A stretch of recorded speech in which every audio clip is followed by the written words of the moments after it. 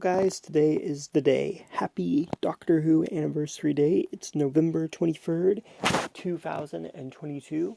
And, we're all very excited for what's going to happen on this day next year. And I feel like that's totally overshadowing this year. I'm hoping we get a new trailer. That'd be so cool if they give us a trailer or a poster or something. I know they probably are going to do something for a day. But yeah.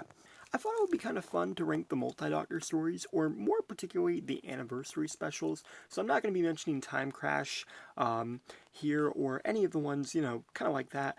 Just mainly going to be talking about the anniversary specials. So, yeah, here is my ranking for them. So, at number 5, I'm going to put Dimensions in Time. Now, I'm going to be honest with you guys, I really don't think Dimensions in Time is that bad. I mean, it's so disappointing because when you find out what they were planning to do, which was Lost in the Dark Dimension, which would have been about an older Tom Baker, 4th Doctor, I mean, it would have totally, beat out the 14th Doctor. Like, it would have really been there before they'd done that. But still, I mean, that was such a cool concept. But for the most part, I don't think Dimensions in Time was that bad. The whole EastEnders crossover is a little weird, but it was so cool to see like all these different doctors and companions interacting with each other. It was fun to see some of these classic characters return.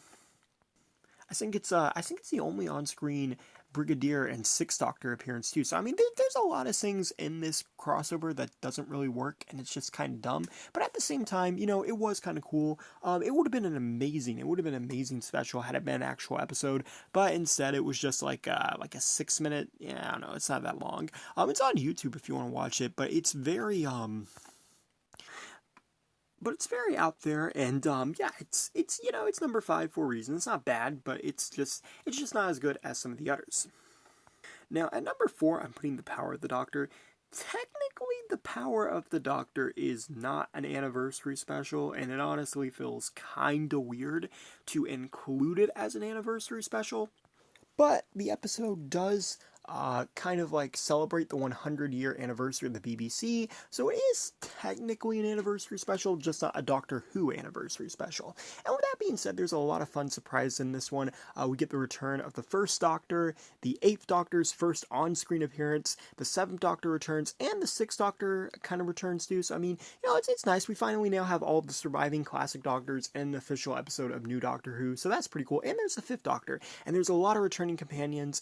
Ian returns. There's a lot of celebration for Doctor Who in this episode, and I genuinely love that. My only problem with this episode is it does not balance the fan service well at all, and when you actually rewatch this episode and you start to think more about this episode, I mean, it's cool, it's fun, but it's kind of distracting from the actual story, and the story in itself is not that good, but that's just my personal opinion.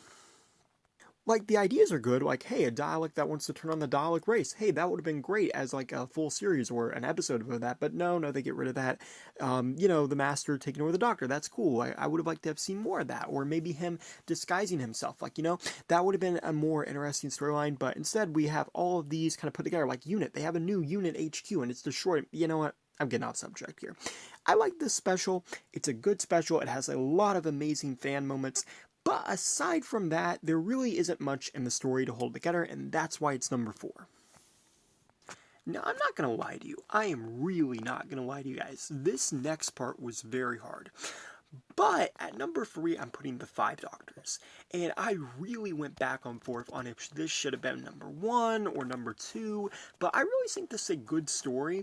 I think it stands on its own pretty well. It's a lot like, what a Doctor Who anniversary special should be. It has some good classic enemies. It has returning actors and companions. I would say this probably this episode has the most companions in it. It brings a lot of people back. It's a very fun time. And it's really fun to see the 5, 2nd, and 3rd Doctors interact with each other, and the new 1st Doctor. I mean, they did technically replace him, but still, overall, it is very cool. It's very well written. It has a lot of cool effects, too. I noticed that back in the time.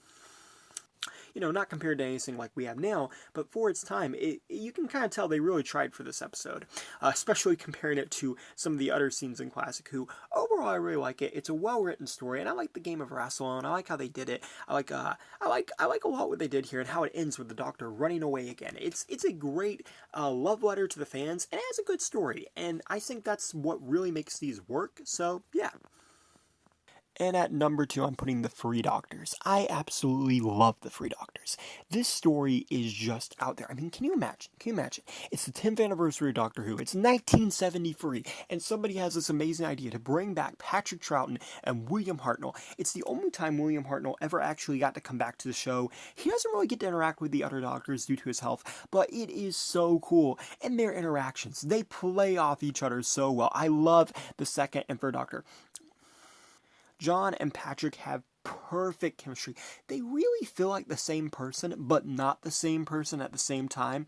I don't even really know how to describe it. And Omega, perfect villain, perfect villain. I also really like the way it worked too, because like the Brigadier and Sergeant Benton, I mean, getting to see them interact with the second Doctor again, that was kind of fun. I mean, back in like earlier days, like, the unit personnel kind of like interact with the different Doctors, kind of like how Kate does in the newer series, and I really like that.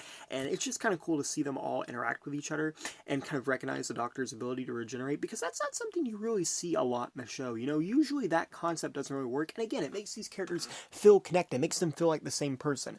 But overall, this might be one of my favorite, honestly, classic series stories. I don't know why I can't talk. It's like 3 in the morning when I'm recording this, but this is definitely one of my favorites, and it might be the best. I don't know. It might be the best, but I'm very biased to this one. I really like this one, and I think the writing is pretty good too. And I think that's what really makes these stories, like, I mean, fan service is great in itself, but you really need a story. And I like the idea of playing around with antimatter and alternate universe. It's a very Doctor Who episode. Anyways, now to number 1, which it should not be a surprise to anybody, but is obviously Day of the Doctor. Day of the Doctor it's perfect. If you honestly ask somebody to pick the best episode of Doctor Who, or at least their favorite, I think everybody could agree Day of the Doctor is it. It just really is fan service, but it's not fan service at the stake of a story. And the story is actually about the Doctor. That's something that I believe it was Stephen Moffat who said when he wrote this episode. The Doctor, like always, like, the stories aren't about him. They're about him doing something or saving someone. But this is a story that's actually about the Doctor. It's his regret over what happened in the Time War. It's also really fun, too, to see the Doctor actually make the decision to change his own timeline and end up saving Gallifrey. This episode also brought Gallifrey back, which was really cool. Because if you have been watching, like now, that's a weird, it's not a weird concept, but if you were watching before this episode came out, you knew Gallifrey was not coming back. You knew the Time Lords were gone forever. So the idea that they changed all that, and the Doctor finally got to undo his greatest mistake, was amazing. The War Doctor, in his one episode, manages to be a well-written character. He's a character of regret and remorse. He knows what he has to do, and he doesn't want to do it. And the concept of looking into his future to see what he's going to be if he does that, that's incredible. And the 10th Doctor shines in this episode. It really does just kind of feel like a cameo from David Tennant, but it's still good. It's still good. And his interactions with the 11th Doctor are perfect. They remind me so much of the Free Doctors in the way that the 2nd and 3rd Doctor interact with each other. They kind of poke fun at each other, but more or less they're both, themselves, and you really feel like they are one person. I also love the concept of this story too, and how it ties into the themes, the Zygon War with the humans, and how that tied into the Daleks, and the Doctor, again, wanting to change his past, but not really being able to do it, or not really sure he can do it up until the end. The themes of war, and the idea of the Doctor being the same, even though he does have a different face, he's still the same person. I really liked how they played around, too, with, like, a lot of the soul themes. Like, oh, hey, like, with the Sonic Screwdriver and how they scanned it. And then, obviously, they would use that at the end with the first Doctor and all the other Doctors combining to save Gallifrey by running the calculations. It's just fun. It's clever, and it works. And again, it doesn't sacrifice the story. And yeah, I'll be honest, when I first watched Day of the Doctor, it would have been so cool if they had actually brought every single Doctor back at that time. But I get kind of why they didn't do that, because the story didn't need every single Doctor. It just needed the 10th, 11th, and War Doctors, and it's perfect. And because it exists, we have Night of the Doctor, which is amazing, because it brought back Paul McGann, and it gave us his regeneration. So, all in all, it's a great episode. It might be my favorite episode of Doctor Who. And I personally think it's the best anniversary story. And I didn't go super deep into details here on a lot of things. You might have noticed these are all kind of skimmed down versions, mainly because, this is definitely a day we're going to be wanting to rewatch these anniversary specials. And while I did spoil some big parts, they're definitely worth watching. And kind of like what I'm talking about, the interactions are, in my opinion, what make this key. And also the story balancing it. So again, if you're wanting to watch them, I would definitely go down this list. But yeah, they're all really good. But if you haven't seen any of the olders, like the Five or the Free Doctors, they are definitely worth checking out. They are definitely good. But yeah, thanks for watching. Please rate, like, and subscribe, and happy Doctor Who Day.